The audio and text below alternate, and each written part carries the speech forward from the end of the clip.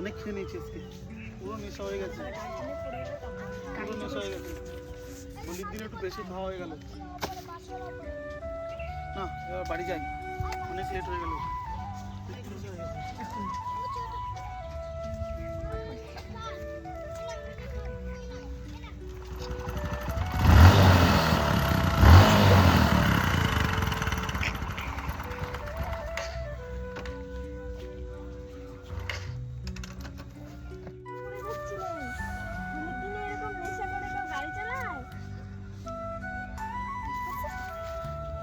আপনি কে?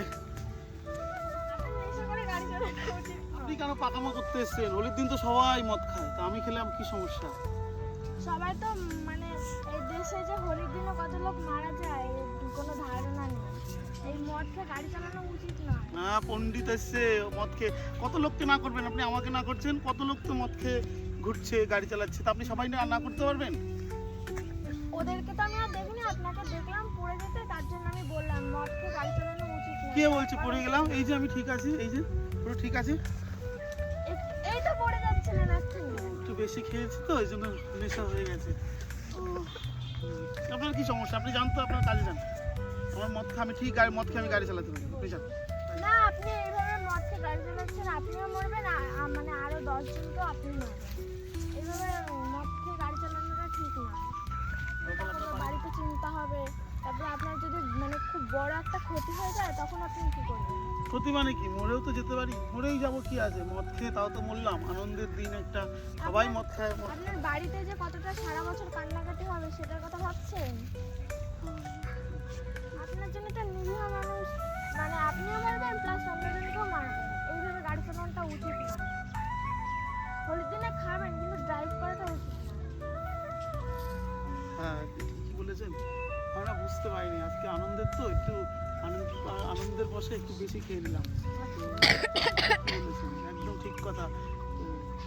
ঠিক ঠিক, আপনাকে ধন্যবাদ। আমি এখন গাড়িতে এইভাবে গাড়ি চালাবেন না। হ্যাঁ আমি এখানে গাড়ি রেখে দিচ্ছি, আমি নেশা কাটলে এখানে বসে থাকছি, নেশা কাটলেই আমি যাবো। ঠিকই বলেছেন, আপনি আমার চোখ খুলে দিয়েছেন। হ্যাঁ পরে দেখো গাইজ, এই যে আমাদের বাচ্চা কাচ্চা যারা ভিডিওতে ছিল দেখতেই পাচ্ছ না, আর এটা কোনো মদের বোতল নয়, এটা 7 আপের বোতল, বাড়ির জলের বোতল, বুঝতেই পারছো। আমরা জাস্ট এই ভিডিওটা সচেতন করার জন্যই মানুষকে তৈরি করলাম আজকে হোলির দিন। দেখো যারাই হোলিতে হোলি বসন্ত উৎসব, নিজেকে রাঙিয়ে দাও, ঠিক আছে, আনন্দ করো, কিন্তু যারা মদ খেয়ে রাস্তাঘাটে বেরোচ্ছ, মদ খেয়ে রাফ ড্রাইভিং করছো, তো তাদের কিন্তু মানে যে কোনো সময় অ্যাক্সিডেন্ট হতে পারে, বা যে কোনো সময় তুমি ড্রাইভিং করা উচিত নয়, কারণ মদ খেয়ে ড্রাইভিং করলে যে কোনো সময় নিজের মৃত্যু হতে পারে, প্লাস আপনাকে চলে যেতে পারে। তো মদ যদি একান্ত খেতে হয়, মদ খাওয়াটা কোনোভাবে ভালো নয়, যদিও বসন্ত উৎসবের দিন মদ খায় কেউ, তো বাড়িতে বসে খান আর রাফ ড্রাইভিং করবেন না, কারণ আপনার জীবনটা অনেক মূল্যবান। প্লাস আপনাদের বড়রা যদি মদ খায় তাহলে আপনার সংসারটা কিরকম চলবে গাইস বলুন, আপনারাই বলুন কমেন্টে। তো মদ খেয়ে গাড়ি চালানো উচিত নয়, আর মদ খেয়ে একদম রাফ ড্রাইভিং করা উচিত নয়। মদ খেয়ে গাড়ি চালালে অ্যাক্সিডেন্ট হতে পারে গাইস। হ্যাঁ মূল্যবান জীবনটা নষ্ট হয়ে যাবে, আপনার জন্য অন্য মানুষও মারা যাবে, আপনার ফ্যামিলি কাঁদবে, আপনার বাবা মা কাঁদবে, আপনার পরিবার পরিজনেরা কাঁদবে, অন্য নিরীহ মানুষরা মারা যাবে। তো যারাই এই হোলির দিনে মদ খাচ্ছ, মদ খাওয়া কোনোভাবে ভালো নয়, একদমই উচিত নয়। তারপরেও যদি একান্তই কেউ মদ খাও, প্লিজ রাফ ড্রাইভিং করে না, মদ খেয়ে নেশার করে গাড়ি চালিও না, যে কোনো সময় অ্যাক্সিডেন্ট ঘটে যেতে পারে। গাইস ইন্ডিয়ার জন্য যদি আপনার মদ খায় মরেন, এটা কিন্তু ঠিক নয় গাইস। হ্যাঁ আর বলছে দেখো আজকের রিপোর্টটা সন্ধ্যেবেলায় দেখো, আজকে কালকে রিপোর্ট দেখবে, অনেক মানুষ মদ খেয়ে মারা যায় হোলির দিনে। তো যাই হোক, এই ভিডিওটা অনেক শেয়ার করো, লাইক করো, কমেন্ট করো, ইউটিউব থেকে দেখলে সাবস্ক্রাইব করো, ফেসবুক থেকে দেখলে ফলো করো, মানে মানুষকে সচেতন করার জন্য অন্তত ভিডিওটা শেয়ার করো গাইস, যে না মদ খেয়ে কোনোভাবে রাফ ড্রাইভিং করা উচিত নয়। এই ভিডিওটা সেই বার্তায় আমরা দিতে চেয়েছি। ভিডিওটাকে অনেক শেয়ার করো, সাবস্ক্রাইব করো, ফলো করো, লাইক